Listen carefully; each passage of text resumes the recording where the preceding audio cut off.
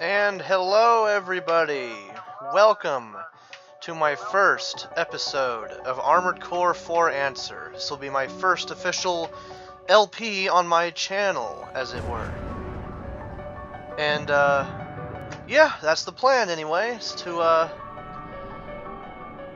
due to either my negligence or stupidity or whatever, whichever you want to believe, I lost my save file when I was transferring 360s, and I got a bad 360, which we had to take back, and I forgot to get my save file off of it. So, as a sort of a, well, not, I'm gonna re-double S rank the game, and to do that, I will be doing an LP of it. So, this will be a let's play slash walkthrough slash lore explanation of the series, or not the series, of the game. Some of the details and stuff I'll discuss before missions and the like. Oh yeah, I don't have a save file. Oh, here we go. New game.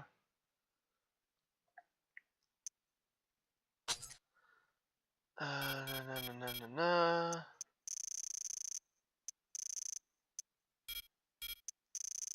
I don't actually have the vibration on when I'm playing. Design data, paint storage. Next. Now for controls, I use the regular B with auto purge off. I do have auto boost and auto sight on, but I have auto purge off so that I can pick and choose when I drop my weapons. Auto purge is also weird, and if you have auto purge on, it'll switch your weapons in the middle of a... Like if you aim at something and you have a long range weapon on your back and a short range weapon on your arm, if you aim at something at long range, if you're currently using the short range weapon, it'll automatically switch to the long range weapon. But you may not necessarily want that, so I have that turned off. Okay.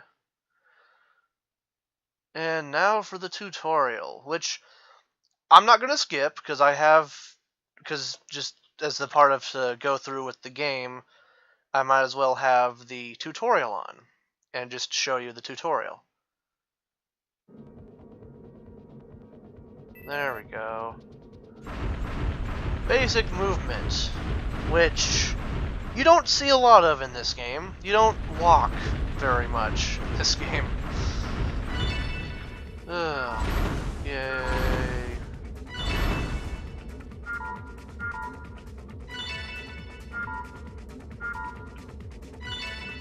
And there's that one. That was so hard, wasn't it? But it is what it is, you know.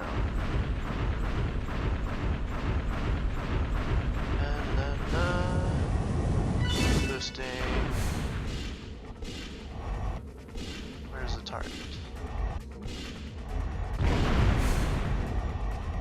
Oh, on the building, duh. And there we go. Quick boosting. This game's... And voila, there you go. I'll go into more in-depth stuff later, like chain boosting and second stage boosting, but for now, just the basics. Overboosting. Overboosting got significantly buffed from Armored Core 4 to this game. In Armored Core 4, overboosting was practically useless because it had such a massive drain.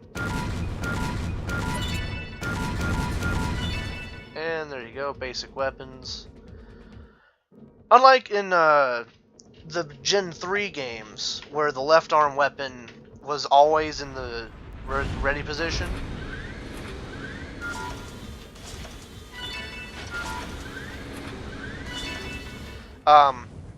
In this game, you freely switch between your left and right, front and back weapons at will.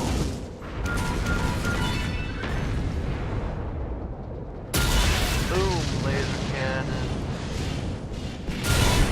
Laser blade.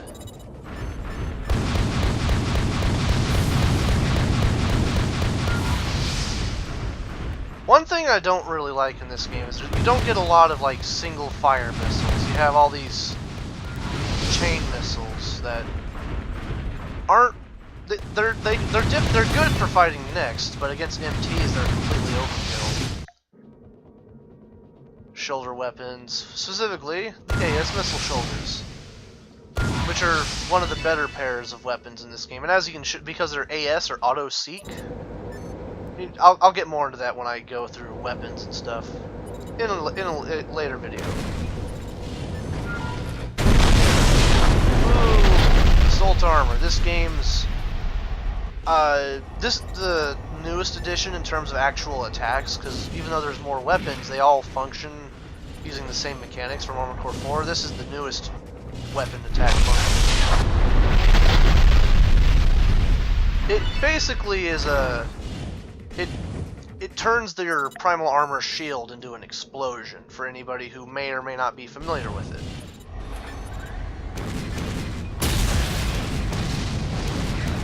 Helicopters.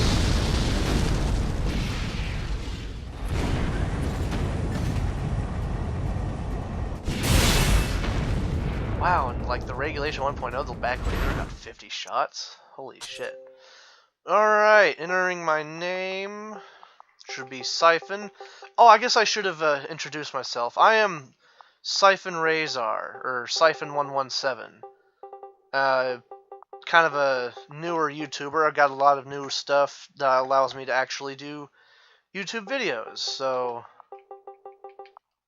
there we go. Now, this here is one of the interesting parts of this game. Just like in Armored Core 4, you have a choice of multiple starting next. Not as many as in Armored Core 4. I believe you had 5 in that game that you can pick from. In this game, you only get 4. In all previous Armored Core games, you'd only have the very basic starting AC, and that was it. And you just have to move on from there.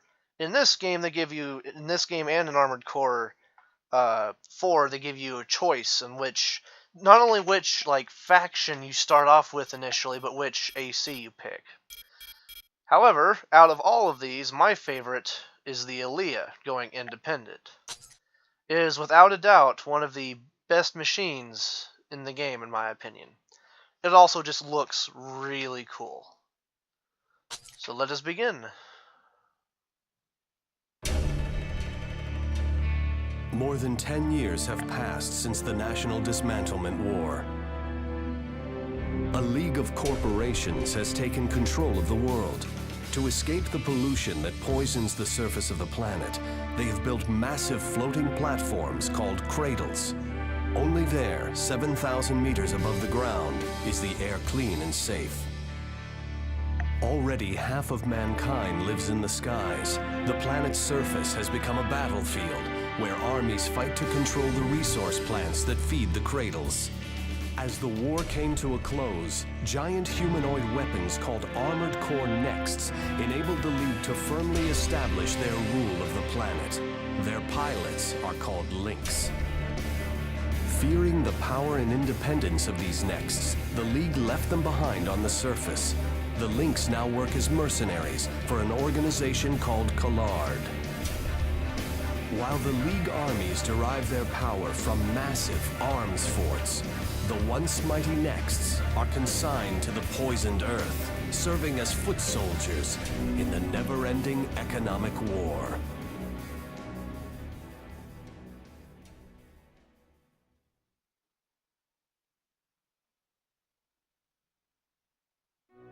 So, for anybody who's not familiar with the Armored Core 4 and 4 Answer lore, the National Dismantlement War was actually a war that took place before Armored Core 4, and which, as the main group of Armored Core, or not next Armored Cores, main group of corporations that may end up becoming the League, basically committed a massive global war against the nations of the planet, and effectively wiped out all government, and instead of government, you now have corporations ruling everything.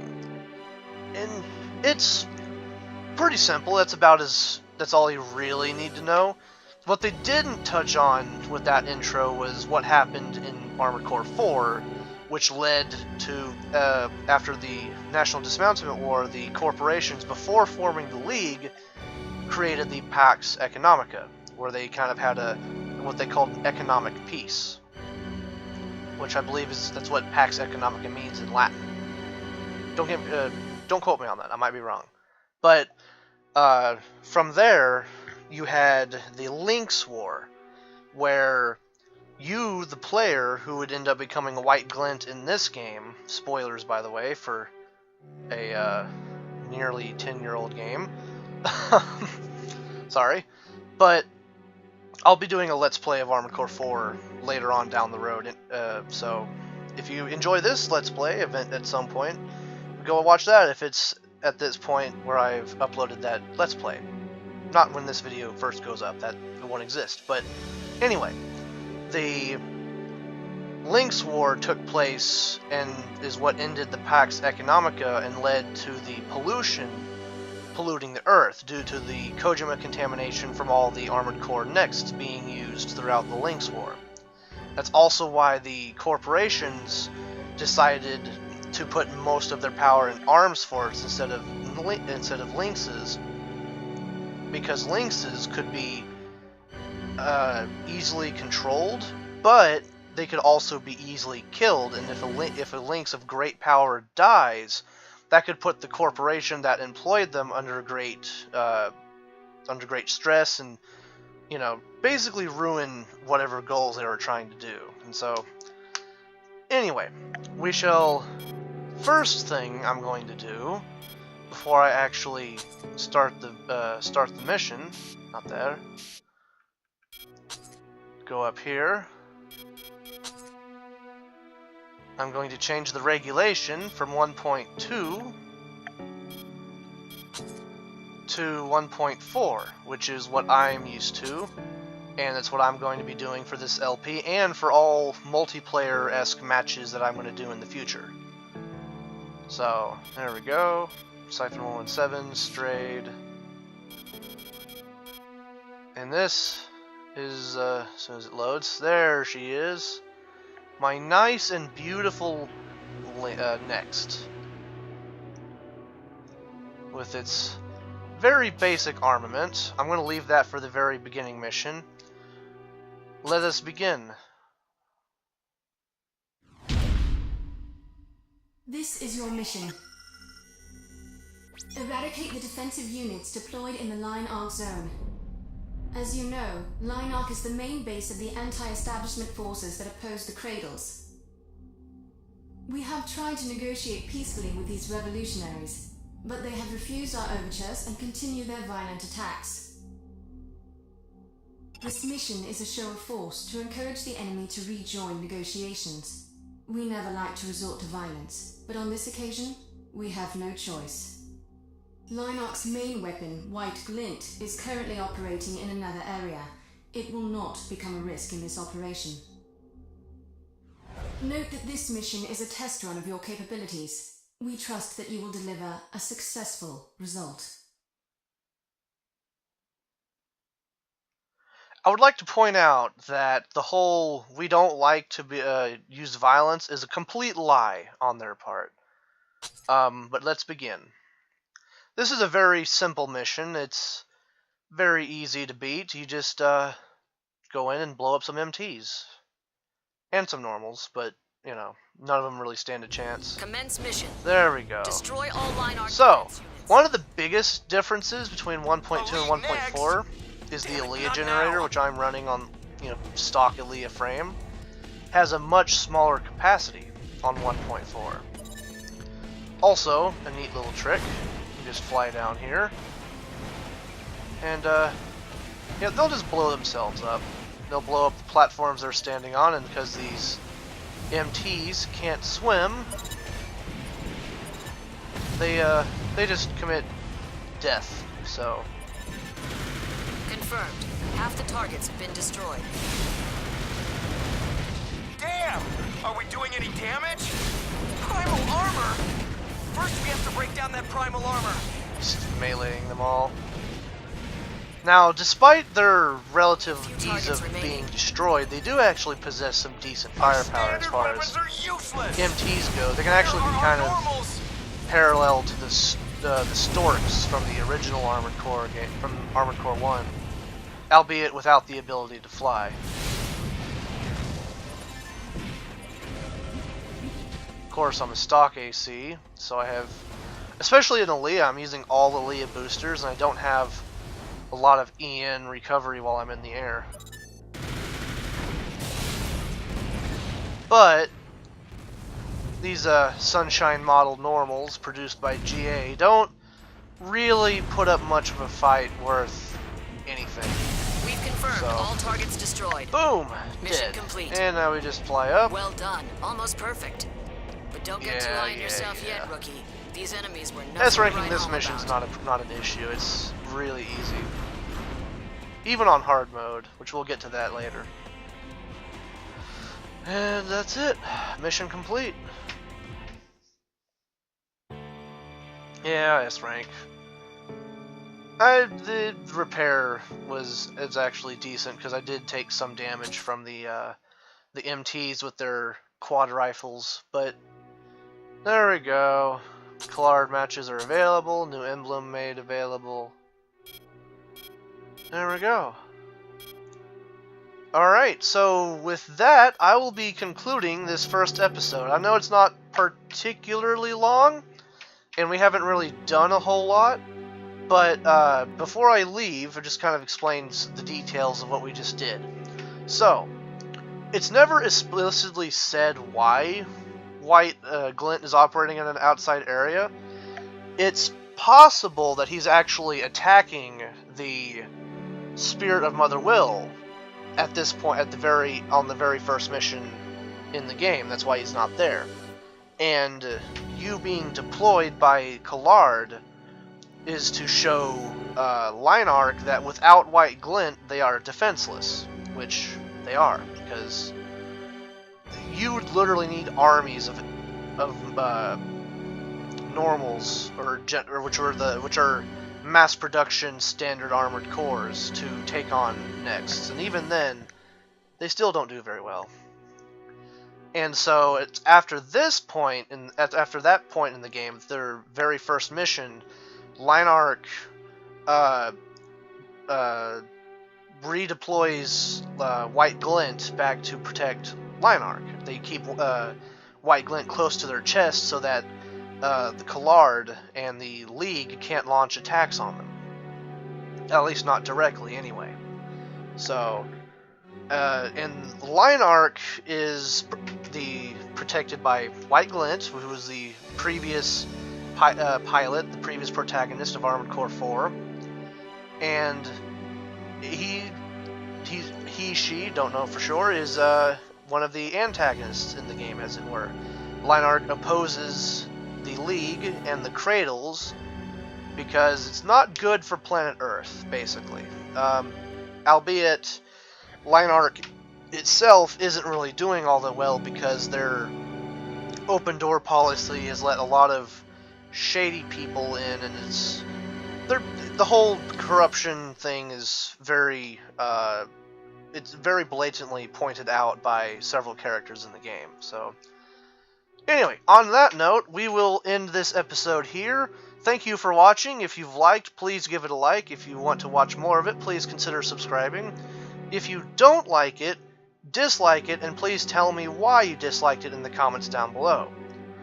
In any case, thank you for watching.